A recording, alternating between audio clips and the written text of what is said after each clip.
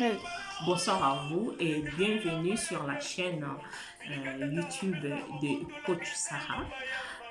Pour ceux qui ne me connaissent pas, je vais me présenter. Je m'appelle Coach Love Sarah Sabiti. Je suis coach en séduction. Je suis en train de créer ma chaîne de YouTube. Cette chaîne a pour but d'accompagner les gens qui ont subi la déception à surmonter leur séparation et à se mettre en couple sans répéter les erreurs du passé. Ou bien pour vous, les célibataires qui veulent s'engager et qui ont la peur de l'engagement, mais qui veulent quand même surmonter cette peur-là et pour faire des rencontres, pour séduire une femme. Ici, aujourd'hui, je vais partager avec vous un sujet que m'avait posé, c'est la fois passée, la dot, le fiançailles et le mariage. C'est un sujet qui est vraiment tabou, c'est un sujet qui est vraiment, que beaucoup les gens qui ne connaissent pas, qui fait, parfois on fait des choses, on pense qu'on est en chemin, mais on n'est pas en chemin.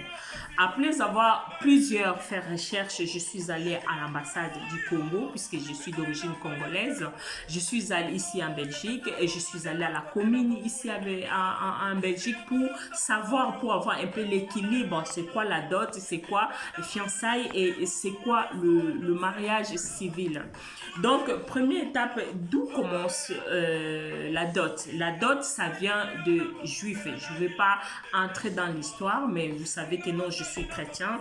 Donc, quand on voit l'histoire de Joseph, on a vu comment Joseph a épousé Marie. Et quand elle a épousé Marie, tout de suite, Marie n'est pas partie, n'est pas allée habiter chez Joseph. Non, il fallait un moment, un temps. Donc, ces temps-là, ils ont pris le temps de se connaître avant que ce qui s'est passé, que non, l'ange a apparu à Marie pour lui dire que non, tu es enceinte. Et grâce à ça, l'histoire a précipité. Ça, c'était le parenthèse. Maintenant, c'est quoi? La dot, là, l'idée, nos arrière-grands-parents, ils sont partis. Ceux qui sont immigrés, ils sont partis, ils ont adopté le système juif.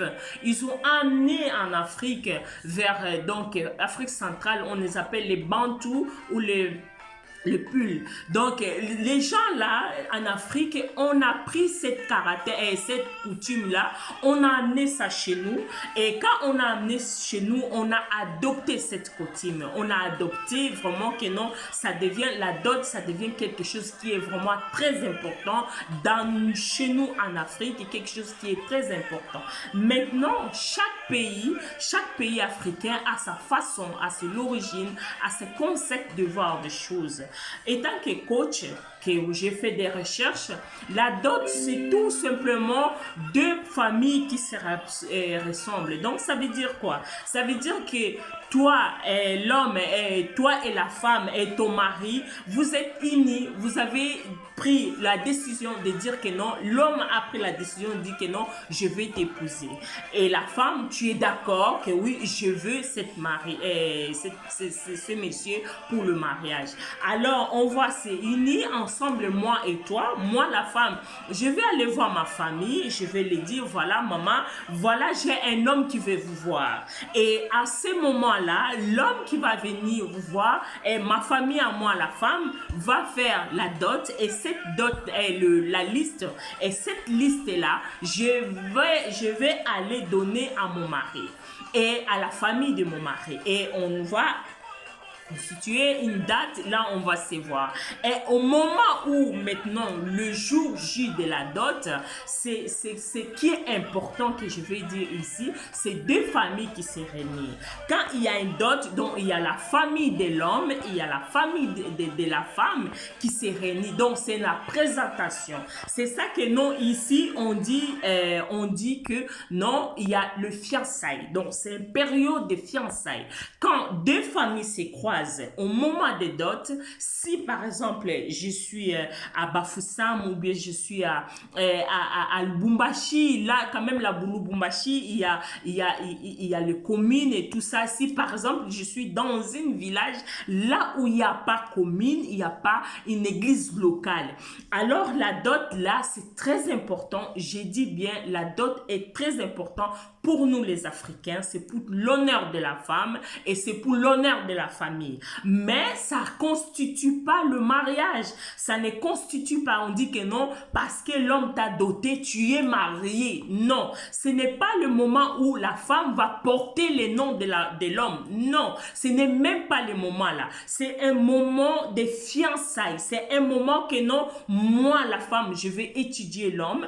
Je vais dire voilà son caractère. Est-ce qu'elle est bien? Il est bien. Est-ce que l'homme aussi va étudier le caractère de la femme? Est-ce que son caractère il est bien? Est-ce que la femme, ce n'est pas une femme querelleuse? Ce n'est pas une femme qui insulte ma famille, qui manque de respect à ma famille? Est-ce que l'homme là, c'est un homme qui est respectueux, qui ne me bat pas, qui ne m'insulte pas, qui ne me manque pas de respect? Donc, dans cette période-là, il y a 12 mois, un an après la dot, pour aller au mariage. Dommage maintenant ce qui se passe chez nous en Afrique, la dot devient quelque chose qui devient commercial. Celle qui m'a envoyé, elle m'a demandé, elle m'a posé la question, son père a demandé $5 000.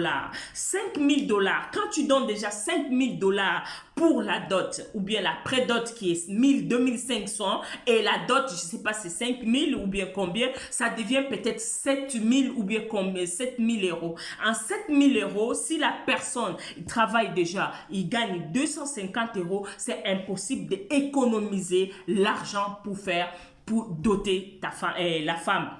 Et là, on va se rendre compte que non, beaucoup de couples, beaucoup de unions, beaucoup de fiançailles, ça s'arrête comme ça. Ça reste comme ça, ça reste comme ça. On n'avance pas. Pourquoi? Parce que le papa a demandé beaucoup d'argent à l'homme et l'homme n'a pas la possibilité à remettre cette enveloppe. Donc, qu'est-ce qu'il va faire? Cet homme-là, il va se glisser, il va partir de côté. Et aujourd'hui, on va voir ça dans le pays congolais. Ce qui est vraiment alarmant, ce qui est vraiment honteux de voir un enfant, les chrétiens, parmi nous les chrétiens, on demande $5 000 pour la dot, 2 500 pour Kangalupangu, or que dans la Bible, ça n'existe nulle part.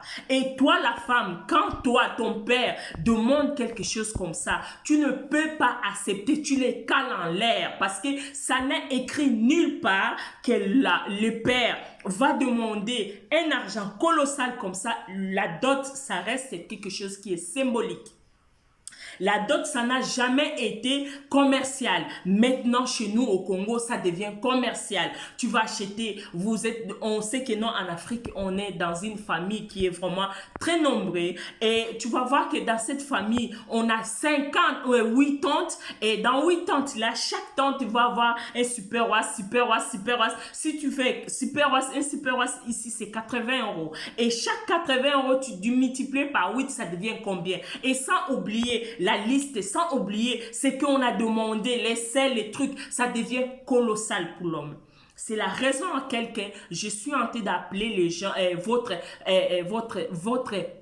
votre imagination de dire stop à cette façon de faire des choses. Et tant que chrétien, et tant qu'un enfant de Dieu, vous ne devez pas accepter votre papa demande une dot, il demande les prix de 5 000 € ou 5 000 $. La femme n'a jamais été vendue. Ça, c'est le vendre la fille. Et quand tu vas aller là-bas, s'il y a un problème, tu seras incapable de rembourser. Je vais fermer la parenthèse. La dot, quand maintenant, on fait, deux familles viennent se rencontrer, qu'est-ce qui se passe? Si pendant une période de 12 mois que vous voyez que non, la fille elle est mal élevée ou bien la femme, l'homme est le mal élevé, dans cette période là, c'est le moment où la femme, tu vas dire non, tu remets la bague. Tu remets la bague. Ce n'est pas après avoir allé au mariage, après avoir demandé la main de pasteur, que tu vas venir dire que non, oh non, mon mari me frappe, oh non, ma femme me manque de respect, oh non, non. C'est dans le moment des fiançailles. Même si le pasteur connaît votre femme, même si le pasteur connaît votre mari, c'est dans la période des fiançailles qu'on peut arrêter le mariage. parce que vous n'êtes pas encore allé au deuxième étape. La dot, ça reste seulement une première étape qui est vraiment très capitale chez nous en Afrique. Mais ça ne constitue pas le mariage. Et aujourd'hui, on va voir beaucoup de femmes, ils sont dotées, ils sont chez eux, ils ont accouché 3, 4, 5 enfants. Ils se disent, ils se croient dire que non, ils sont mariés. Or que non. Moi aussi, je suis passée par là. Moi aussi, je ne savais pas. Et aujourd'hui, je sais que la dot, c'est une étape. Mais si, par exemple, j'étais dans un pays là où il n'y a pas commune, là où il n'y a pas le mariage et l'église locale, là, on va appeler le chef du village qui va venir constater le mariage, il va bénir ce mariage. Et quand il va bénir, et là, on va consommer. Malheureusement, ici, je suis en Belgique, il y a la commune, il y a tout ça. Donc, je ne peux pas, un enfant de Dieu ne peut pas aller rester dans le foyer, commencer à concevoir le mariage. C'est la raison à laquelle que non, on nous dit à l'église que non, les moments-là, il n'y a pas les rapports. Il n'y a pas les rapports sexuels pendant ces périodes-là. Mais moi, je dis, étant que coach, je sais que non, ce n'est pas bon. Mais si l'homme n'arrive pas et toi, la femme, n'arrive pas, vous devez se parler, vous devez parler et commencer à discuter pour voir comment je dois faire, comment vous devez faire, malgré ça reste péché. Malgré ça reste péché. Donc, il faut vraiment parler avec ton mari, mais c'est quelque chose qui est déjà concevable, c'est quelque chose que non, vous êtes dans le chemin, mais le période de la dot, tu ne peux pas, la femme ne peut pas porter le nom de son mari. Et après ça, après 12 mois de fiançailles, là maintenant, vous devez commencer à faire ce qu'on fait le mariage civil. Parce que dans les dots, tu ne peux pas porter, tu ne peux pas prendre les filles d'honneur, tu ne peux pas prendre la salle, tu ne peux pas, ça devait rester symbolique, ça reste dans la maison et c'est c'est quelque chose qui est en cérémonie, à la maison, ça se passe à la maison familiale. Malheureusement, aujourd'hui, les gens prennent les salles pour faire ça, pour fêter. Maintenant, quand tu fais ça avec des robes, avec les filles d'honneur, le jour de ta dot et les jours de mariage, qu'est-ce que tu vas faire? Tu feras quoi? Tu feras quoi?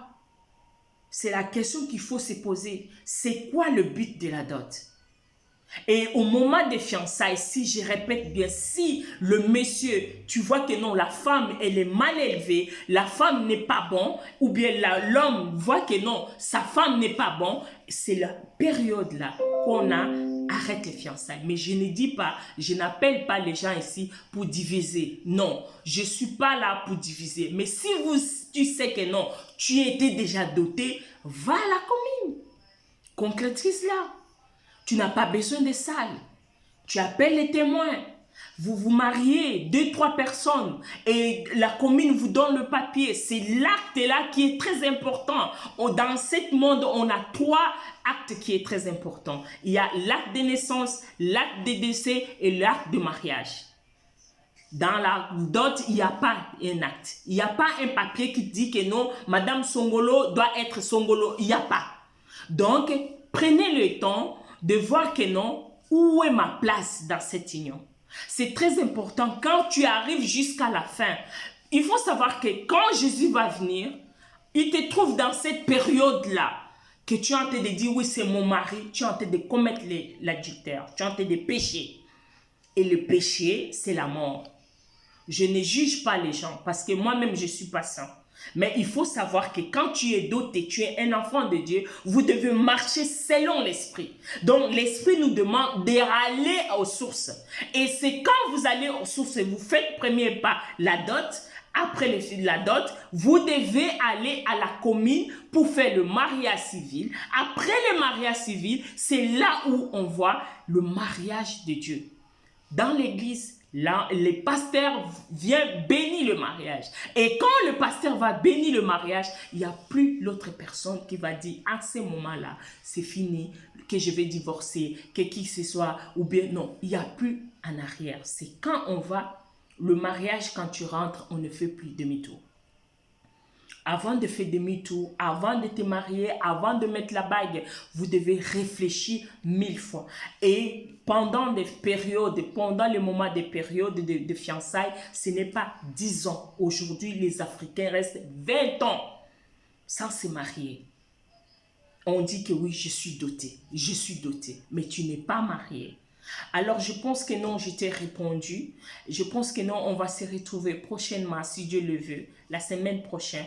Je vais aller en profondeur d'un autre sujet qu'on m'a posé. Je vais répondre. Je te dis juste d'abonner dans cette chaîne parce que cette chaîne, c'est différent. Ma chaîne, c'est quelque chose qui est différent que les autres. Donc, ce sont des conseils qui est vraiment fiable. Et si tu veux vraiment être heureuse dans ton couple, va sur mon site, télécharge 9 façons de rester en couple quand tout ne va pas. Alors, dans ce contexte-là, je vous dis prochainement, à bientôt et que Dieu vous bénisse. Merci.